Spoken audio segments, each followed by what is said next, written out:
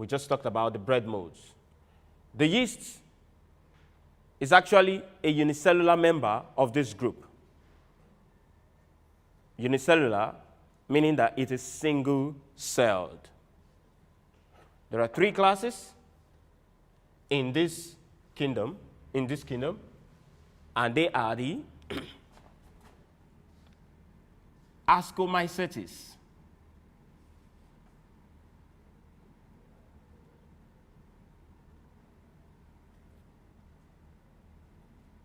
Basidiomycetes,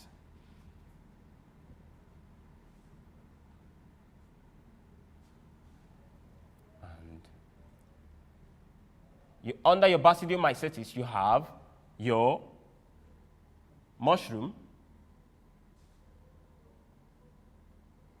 Under your Ascomycetes, you have your yeast. Quickly, on kingdom Plantae. The kingdom Plantae is the kingdom the kingdom for the classification of plants.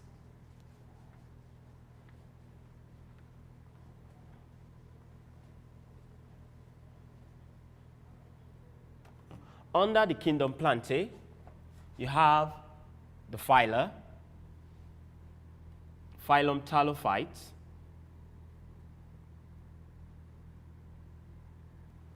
or Thalophyta, Bryophytes,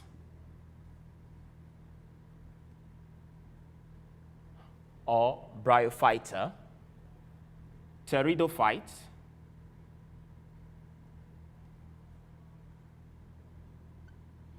or Pteridophyta, and Spermatophytes.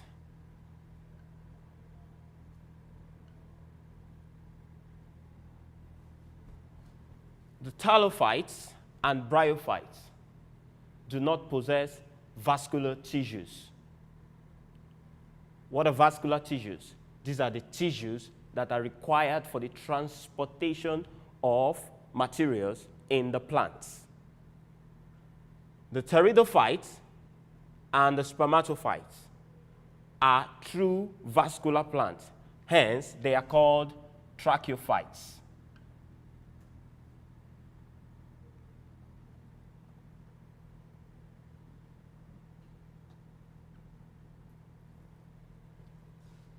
Under thallophytes, you have thallophyte because they possess flat body shape.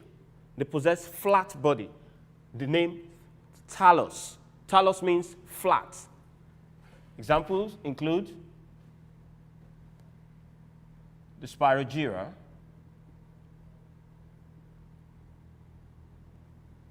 bryophytes, your mussy, your mosses, and your liverworts. Mosses falls under the class mussy. And liverwort falls under the class hepatica.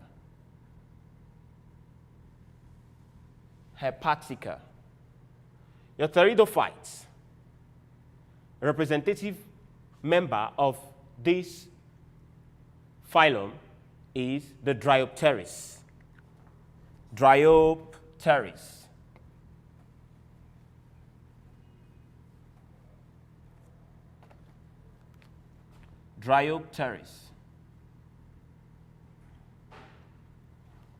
And of course, spermatophytes can be further subdivided into the angiospermae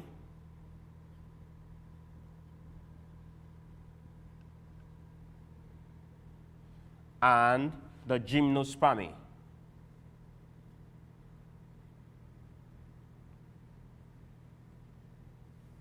What you call the angiosperms and the gymnosperms.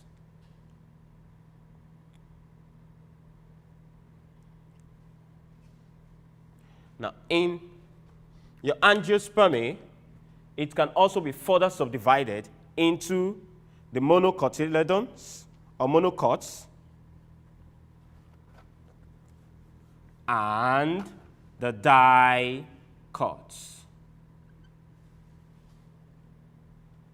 Monocots and dicots. While monocot is considered to be much more evolutionary advanced than the dicots, there are specific features that the monocots possess that differentiates it from the dicots. We will discuss that later. And examples of monocots are your Z-maize, your Elis guineensis, known as the oil palm, and your Axonopus compressors.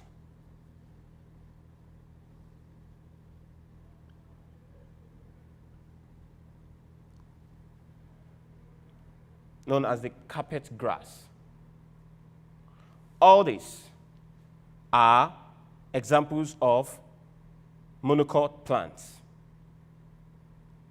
You have your dicots. Dicots. You have members of the dicots family. Includes your cowpea, which is the common name. Scientific name for the cowpea is the Vigna unguiculata.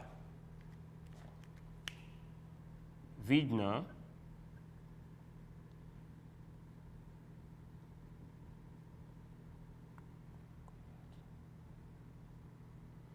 take note.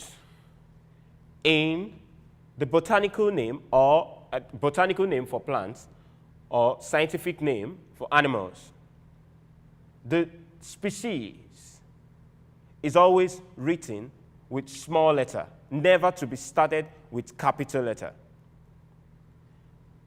If it is italicized, it doesn't need to be underlined. So Vigna unguiculata. You also have your cashew, and think of many other dicot plants. But take notes. Every grass, cereal, and your coconuts are monocots. Your mango, your cowpea, your cashew, your cassava are dicot plants. And finally, we come to kingdom Animalia. You have the vertebrates and the invertebrates.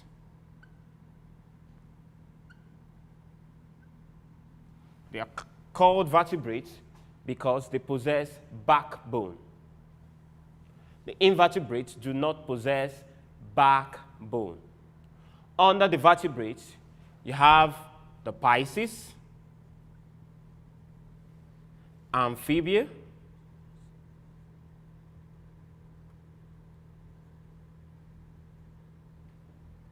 reptiles or reptilia,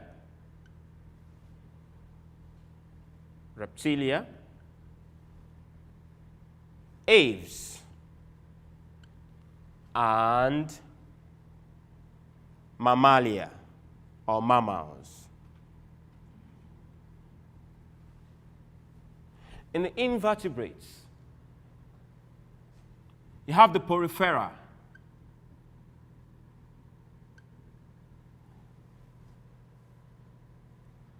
the cnidarians,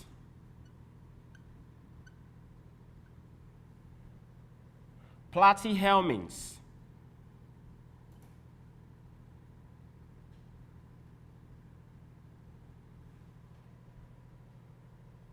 nematodes,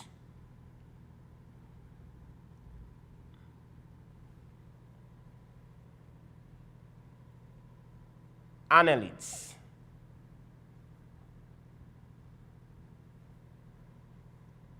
echinoderms,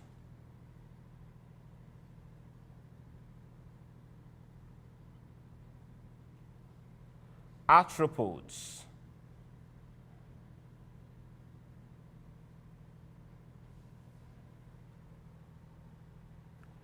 Porifera are sponges.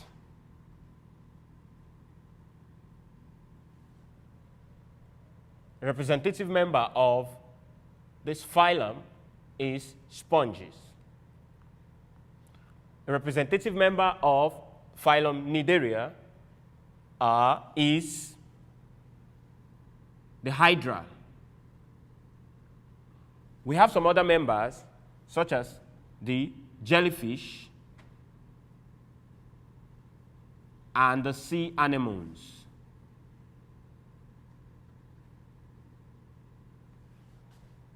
You have the platyhelminthes.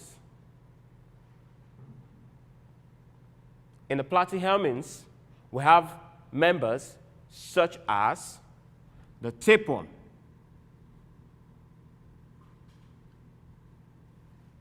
called the Taenia species, because we have two species of tapeworm, Taenia solium and Taenia saginata.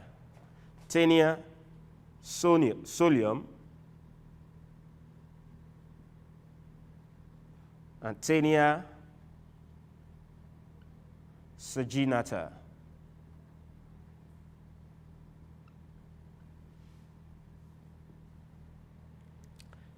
The nematodes are the round worms, round, unsegmented worms. They are cylindrical in shape, have just one opening, and they are motile. The annelids are the segmented worms, the sea urchins. And finally, the arthropods, which is the most successful phylum because it possesses the largest number of organisms in this phylum. This is where you have the insects. This is where you have the insects such as the butterfly, the grasshopper,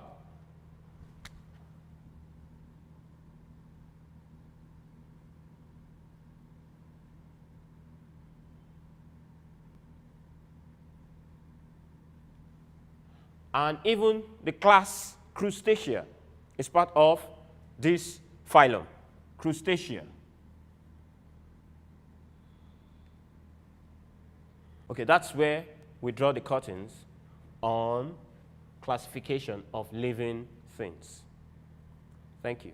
We talked about classification of living things, and we said that living things are classified based on the similarity in structures, in certain structures, which must be similar in origin, features, and position.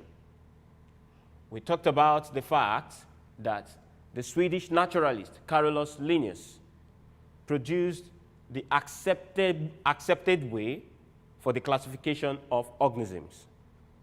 We also talked about the binomial system of nomenclature, whereby organisms are named based on their genus and species. We talked about the 5 kingdoms: Kingdom Monera, Kingdom Protista, Kingdom Fungi, Kingdom Plantae, and Kingdom Animalia. We talked about the members and the characteristics of all the organisms found in these several kingdoms. We mentioned that the virus is an interface between living and non-living things, meaning that the virus cannot fall into any of these 5 kingdom classifications. We talked about the evolutionary advancements from the kingdom Monera to Protista to Fungi to Plantae Animalia. Remember that the members of the kingdom Monera are prokaryotes. Prokaryotes meaning they do not have a definite nucleus. Every other organism from the Under kingdom Protista, fungi, plantae, Animalia are termed eukaryotes. They are termed eukaryotes. We went further to explain the several members of the 5 kingdoms. Under kingdom Monera, you have the bacteria and the blue-green algae. Under Protista, you have the protophyta and the protozoa. Under protophyta, you have your what? Plant-like organisms, such as what? Your euglena and chlamydomonas. Under protozoa, you have your amoeba and your paramecium. Under fungi, we mentioned the what? Toadstools, your bread molds, your slime molds, and so on. Under plantae, we talked about flowering plant and non-flowering plant. We mentioned the phyla, which are under the plantae, and they are the talophytes, the bryophytes, pteridophytes, and of course, the spermatophytes. We explained further that the spermatophyte and the pteridophyte are true vascular plants because of the possession of what? Vascular tissues. We went further to talk about the kingdom Animalia, divided into 2, the vertebrates and the invertebrates. Under the vertebrates, you have the Pisces, amphibia, reptilia, aves, mammals. Under the invertebrates, you have the what? Porifera, such as sponges, your Cnidaria, your Platyhelminthes, your nematodes, your annelids, your echinoderms, arthropods. Now remember, under Pisces, the fish falls under Pisces. The frog, newt, salamander are under the amphibia. Reptiles, such as your snake, crocodile, your aves, all the birds are classified under the aves. And of course, your mammals. Man is an example of a mammal. Mammals are organisms that are able to give birth to their young ones alive. And this is where we draw the curtain for the classification of living things. Thank you.